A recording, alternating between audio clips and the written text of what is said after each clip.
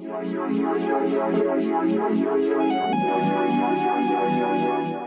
everyone, my name is Amanda. If you are new here, welcome back if you are not, and either way, thanks for watching.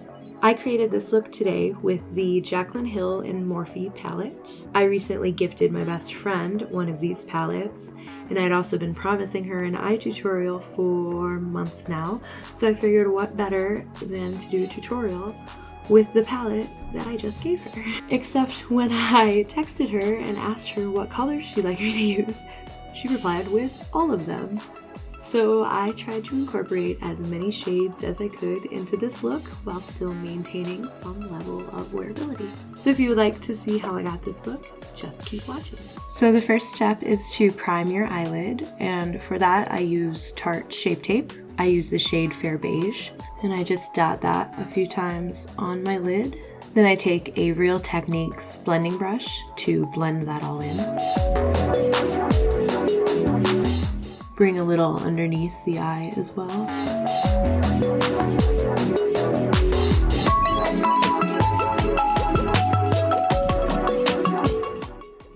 And you want to just kind of push it into your eye. You don't want to sweep too much.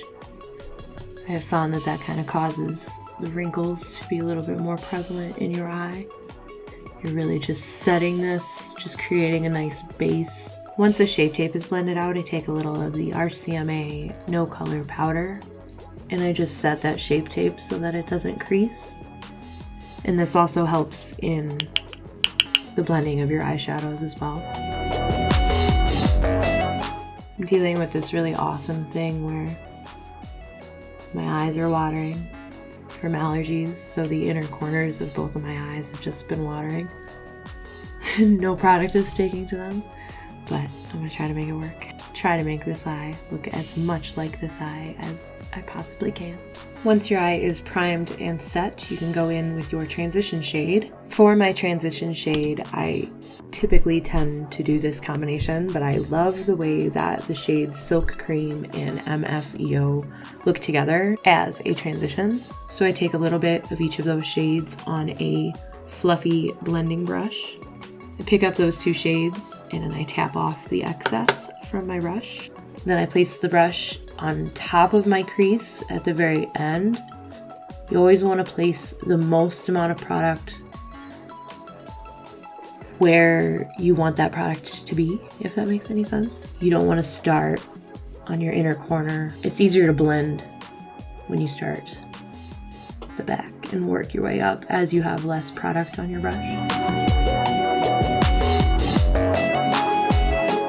And the transition shade just helps to make your eye look more blended. It also helps to blend out the other shades of your eye look.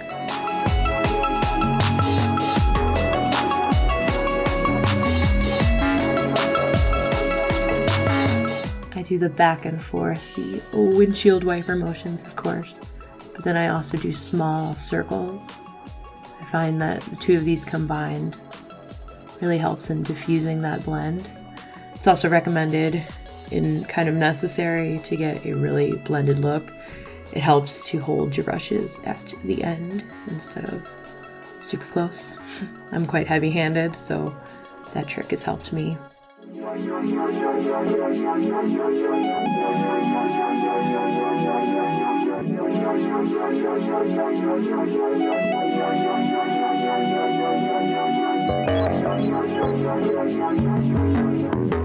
Next up, I'm going to deepen the crease, and I'm going to use a Makeup Academy crease brush. This I just picked up today. It is a really fluffy, just pretty small, perfect shape brush for your crease.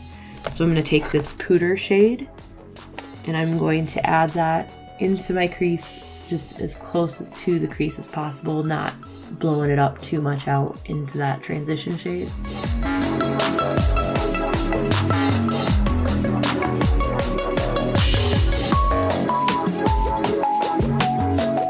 Also keep in mind that you can help blend different ways by the way that you hold your brush.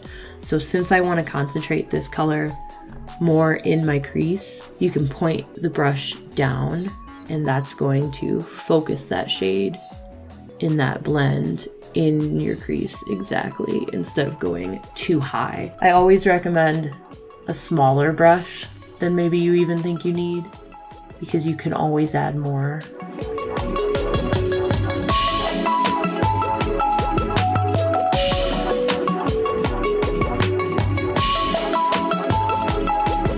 I recommend not picking up too much product at once. Like I always say, you can always add more. But also for something like this, for example, you dip into it like straight flat, if that makes any sense. Like if you're picking up the product on the very tip of the brush, then it's going to be easier to place it exactly where you want it to go.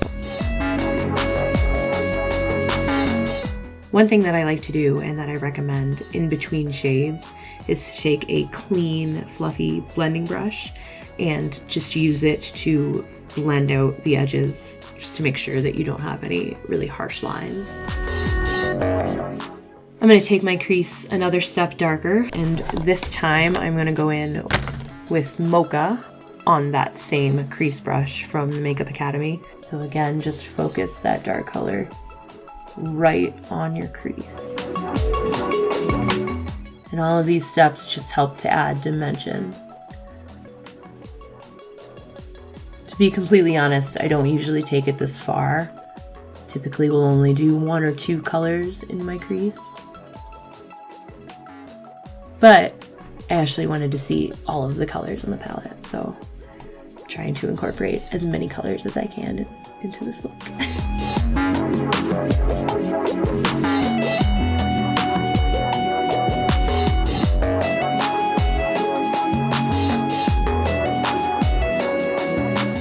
Start on my lid, I'm going to use a Sigma Exact Blend brush, which is short and firm and just perfect for packing on color.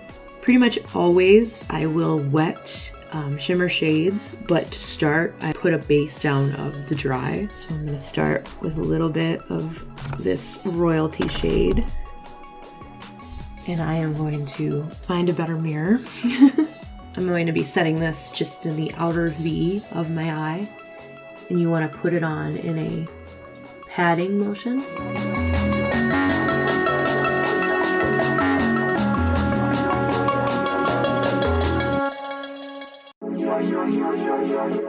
You can also angle this brush to get right up into your crease.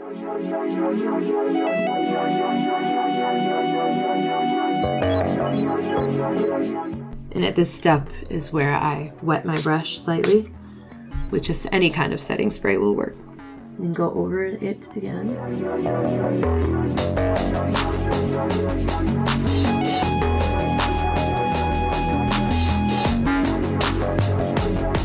In the center of my lid, with that same exact blend brush, I'm going to take the shade Cran Apple, and I'm going to do the same thing just in the center of my lid. Again, dry it first, and then I can spray it once I have a base down, and just keep patting. I always start from the bottom, from the lash line, work my way up. You don't have to worry too much about blending it into the other colors at this point, because we'll definitely do that. Spray my brush again.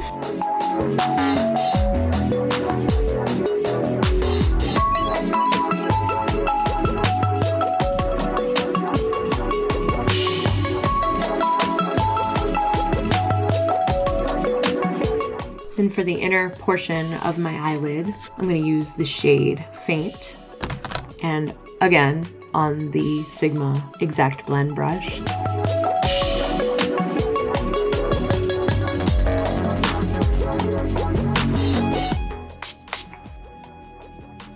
Wet the brush again.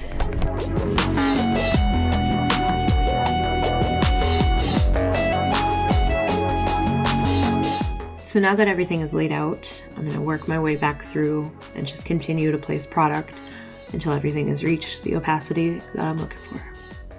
This is also the step in which I will blend in these lid colors together.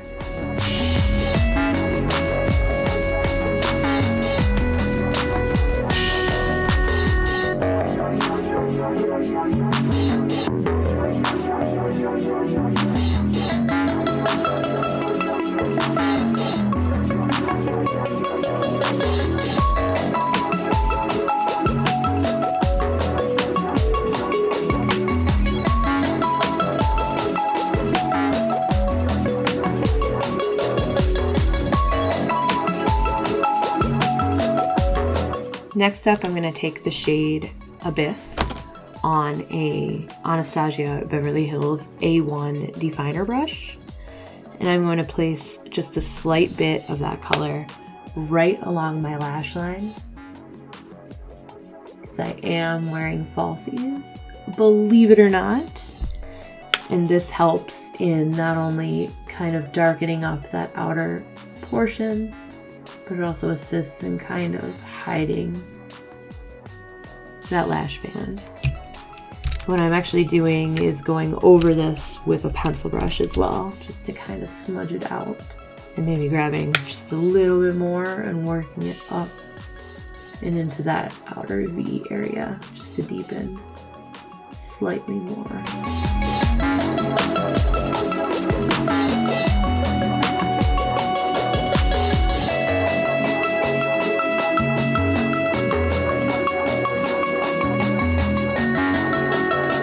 To highlight my inner corner, I'm going to take the shade in Light on a pencil brush, place that right on the very inner corner, blending it down, and then up into the rest of the eye look. To highlight my brow bone, I'm going to use the shade Beam on that same pencil brush.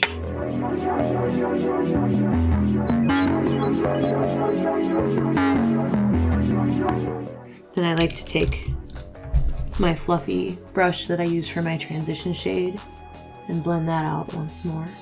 For under my eyes, I'm going to first go in with my Urban Decay 24/7 Glide On eyeliner in Perversion. And I'm going to line my waterline with that.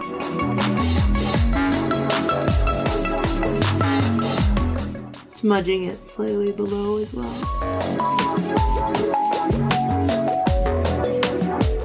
Then I'm going to take another pencil brush and just smudge that out.